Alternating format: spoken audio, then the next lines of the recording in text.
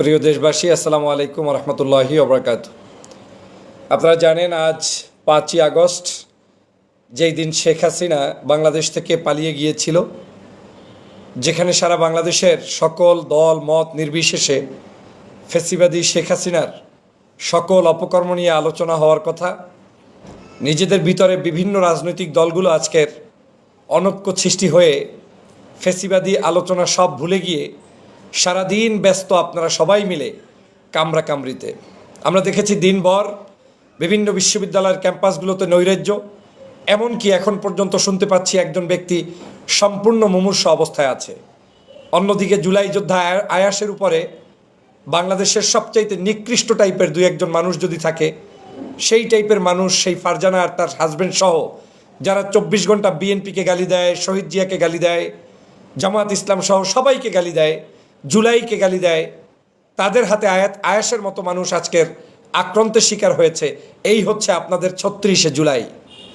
আওয়ামী লীগ 16-17 বছর থাকার পরেও বাংলাদেশের যেই মানুষদের কোনো ধরনের ন্যূনতম পরিবর্তন হয় নাই, সেই দেশে 36শে জুলাই পালন করার দিব্যি প্রয়োজনীয়তা আছে বলে আমি মনে করি না। আমি দলমত নির্বিশেষে প্রত্যেকটি নাগরিকদের জন্যই আজকের এই লাইভ। কি শুরু হয়েছে বাংলাদেশে, যেখানে গর্তের ভিতরে লুকিয়েছিলেন 16টি বছর, কথা বলতে পারেন নাই, আন্দোলন সংগ্রাম করার পরেও, জীবন যাওয়ার পরেও মানুষের কোনো ধরনের সেই জায়গায় স্বাধীনতা ছিল না। আজকে নতুন স্বাধীনতা পেয়েছেন, যেখানে আপনার ডিবেটের বিষয়বস্তু হবে আওয়ামী লীগ, যেখানে আপনার ডিবেটের বিষয়বস্তু হবে ফ্যাসিবাদী শেখ হাসিনা, যেখানে আপনার বক্তব্যের কেন্দ্রবিন্দু হবে ফ্যাসিবাদের সকল দুর্নীতি, অন্যায়, অত্যাচার। আজকে সেগুলো বাদ দিয়ে সবাই ব্যস্ত বিএনপি, জামাত, শিবির, ছাত্রদল আর আমরা আর আয়াস আর ফারজানা, এছাড়া জুলাই আর কিছু নাই। এখানেই আওয়ামী লীগ সফল। আপনাদের মতো ব্যর্থ মানুষদের কারণে আজকের আওয়ামী লীগ সফলতার দ্বার প্রান্তে গিয়েছে, শুধুমাত্র আপনাদের অনৈক্যের কারণে।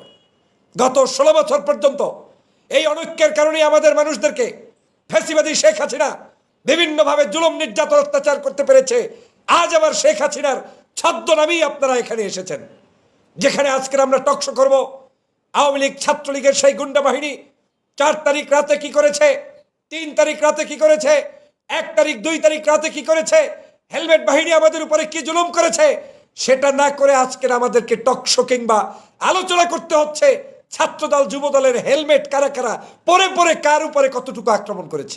সেই লজ্জা তোমাদের জন্য যে আজকে কেন আগামীকালকের দিনব্যাপী যেখানে আওয়ামী ফ্যাসিবাদের মূলোৎপাটনের জন্য আমাদের আলোচনা থাকবে, সেখানে আজকের যুবদলের নয়নকে নিয়ে আলোচনা করতে হচ্ছে আমাদেরকে। তার মানে আপনার ওই হেলমেট এক গ্রুপ পরে গিয়েছে, আর এক গ্রুপ হেলমেট মাথায় দিয়ে ঘুরে ঘুরে তারপরে আবার এই আওয়ামী সেই ন্যারেটিভটাকেই দাঁড় করানোর চেষ্টা চলছে। লজ্জা লাগে যখন দেখি আয়েশের মতো মানুষকে একটা বস্তির মেয়ে চাবুক দিয়ে পিটাচ্ছে, আর তারপরে ওই ফারজানার গ্রেপ্তারের জন্য আপনাকে আমাকে আবার মিছিল করতে হবে। এগুলো তো এমনি গ্রেপ্তার হওয়ার কথা নাম উচ্চারণ করার আগে।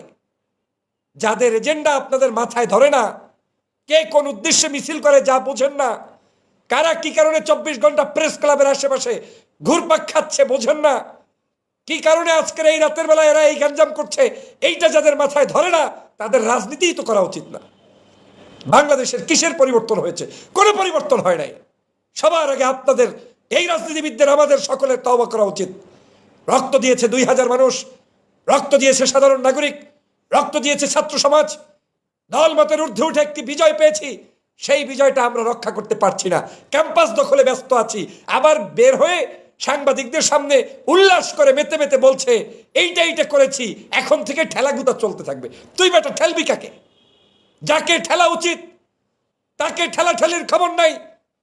আগামীকালকে শেখ হাসিনা বক্তব্য দিবে, সেটার জন্য সারা পৃথিবী লয় প্রলয় করে বসে আছে।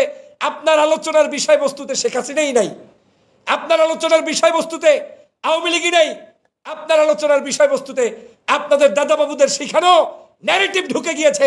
আবারও সেই মুক্তিযোদ্ধা, আবারও সেই 71, আবারও সেই বিএনপি, জামাত, আবারও আমরা কামড়া কামড়ি।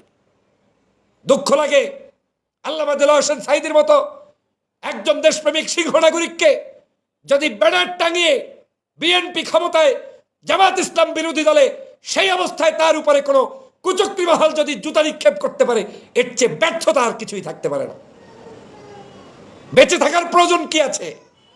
আজকের এই বাংলাদেশের চিত্র আমাদেরকে দেখতে হচ্ছে। প্রিয় বন্ধুরা আমার, যদি সময় থাকতে সতর্ক না হন, তাহলে আমাদের এই বাংলাদেশকে নিয়ে যে গভীর ষড়যন্ত্র চলছে, সেই ষড়যন্ত্র শেষ হবে না। এ কারণে আমার লেখালেখি কথাবার্তা অনেকের ভালোও লাগবে না। আমি গত কয়েকদিন আগে বলেছিলাম, যতক্ষণ পর্যন্ত ৩৬শে জুলাই শেষ না হবে, ততদিন পর্যন্ত কারো উপরে আক্রমণ আপনি ঠেকাইতে পারবেন না। এগুলো পরিকল্পিত আক্রমণ, এগুলো করে করে উদ্দেশ্য ভিন্ন খাতে প্রভাবিত করার চেষ্টা করা হচ্ছে, আপনাদের থেকে ভিন্ন দিকে নিয়ে যাওয়া হচ্ছে, যাতে করে আপনারা এই দেশের মানুষরা জুলাইটাকে মনে না রাখতে পারেন, স্মরণে না রাখতে পারেন, জুলাই নিয়ে ফ্যাসিবাদের চরিত্র জাতির কাছে প্রকাশ করতে না পারেন। এজন্য নিজেদের ভিতরে লাগিয়ে দেওয়া হয়েছে। এটা প্ল্যান, এটা মাস্টার প্ল্যান। আর এই মাস্টার প্ল্যান আপনারা গিলে ফেলেছেন। ১৭ বছরও এই মাস্টার প্ল্যানের মধ্যে ছিলেন বিধায় আপনারা অধপতনে ছিলেন, আমরা অধপতনে ছিলাম। আজ আবার এই সেই অধপতনের মধ্যে ঢুকছে। আমি বারবার বলেছিলাম, রাজনৈতিক ধর্ষণ ভিন্ন থাকতে পারে, দল আমাদের ভিন্ন থাকতে পারে, মত আমাদের ভিন্ন থাকতে পারে, কিন্তু ফ্যাসিবাদী হাসিনা ইস্যুতে আমাদের এক থাকা দরকার। আমরা এই অন্তত একটা ইস্যুতে, যে এই ফ্যাসিবাদকে রুখতে আমরা সবাই ঐক্যবদ্ধ। আমি আজকের লাইভে কার দোষ কার কতটুকু গুণ সেটা বলার জন্য আসি নাই, শুধুমাত্র আপনাদের বর্তমান বাস্তবতা নিয়ে কথা বলতে এসেছি। জুলাই হয়েছে হাজার হাজার মানুষের রক্তের বিনিময়ে। সেই জুলাই রক্ষা করা কিন্তু দলমত নির্বিশেষে বিএনপি, জামাত, অন্যান্য সকল রাজনৈতিক দলের দায়িত্ব। আমাদের যে ভাইয়েরা রক্ত দিয়েছে, জীবন দিয়েছে, তাদের সকলের সম্মিলিত প্রচেষ্টা, তাদের যে ত্যাগ, সেই ত্যাগগুলোকে আমাদের ঐক্যবদ্ধভাবে ধরে রাখার দায়িত্ব। কিন্তু আমরা সেটা বারবার ব্যর্থ হচ্ছি। কিন্তু এই ব্যর্থতার গ্লানি যে কত খারাপ হবে সেটা আপনারা অনুভব করবেন আর কয়েকটা দিন যাক। ৫ই আগস্টের পরবর্তী নির্বাচিত সরকারের আমলে জুলাই যোদ্ধারা মাইর খায়, জুলাই যোদ্ধাদেরকে কলঙ্কিত করা হচ্ছে। আপনি তো হাসতে হাসতে ধরেন বিএনপি কিংবা জামাতের বিরুদ্ধে একে অপরকে বললাম, কিন্তু এন্ড অফ দ্য ডেতে আপনি আসলে কাদের বিরুদ্ধে বলছেন নিজে একটু হিসাব করে দেখেন। আমরা বলছি নিজেরা নিজেদের বিরুদ্ধে। এটাই শেখ হাসিনার আওয়ামী লীগের সফলতা, যে আমরা আউট অফ সিলেবাস, তোমরা এটা নিয়ে ব্যস্ত থাকো। প্রিয় ভাইরা, অতএব কষ্টে কলিজা ফেটে যাচ্ছে। ওই আওয়ামী লীগের আমলেই যা শুনেছি, সাইদি খারাপ, অমুক খারাপ, আজও সেই একই অবস্থা শুনছি। শেখ হাসিনা বাংলাদেশে, অনেকে বলেন না আসবে না, আসতে পারবে না, আবেগের কথা বাদ দেন, প্ল্যানের অংশ হিসেবে আসবে। ও ভারতে থাকলেও ওর কিছু হবে না, ও এখানে আসলেও হয়তো অনেকে অনেক কিছু করবেন ভাবছেন, কিন্তু এরকম অনৈক্য থাকলে কিছুই করতে পারবেন না। অতএব আমাদের এখন থেকে সতর্কতা অবলম্বন করা উচিত। প্রিয় দেশবাসী, সে কারণে বলছি, আগামীকালকের এই যে আজকের অলরেডি শুরু হয়েছে এই ঐতিহাসিক ৫ই আগস্ট, কি বার্তা দেয় আমাদেরকে, কি শেখা উচিত আমাদের, কি করা উচিত আমাদের, সেই জিনিসটা আমরা যদি অনুভব করতে ব্যর্থ হই, আমরা কিন্তু চলে যাব অতল গহরে। আজও একই ভাষায় গালিগালাজ চলছে।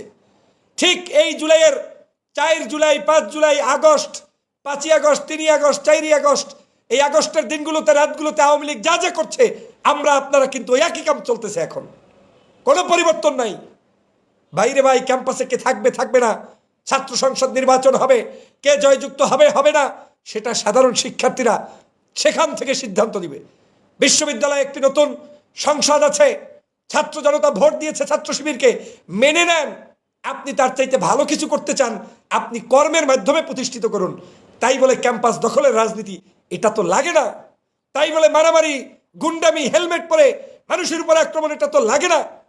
এই কারণে বলছি, আমাদের দেশে কিন্তু বিভিন্ন গ্রুপ তৎপর রয়েছে। মনে মনে এটা ভাবার কোনো সুযোগ নাই যে আপনার জন্য আওয়ামী লীগ অনেক সেফ।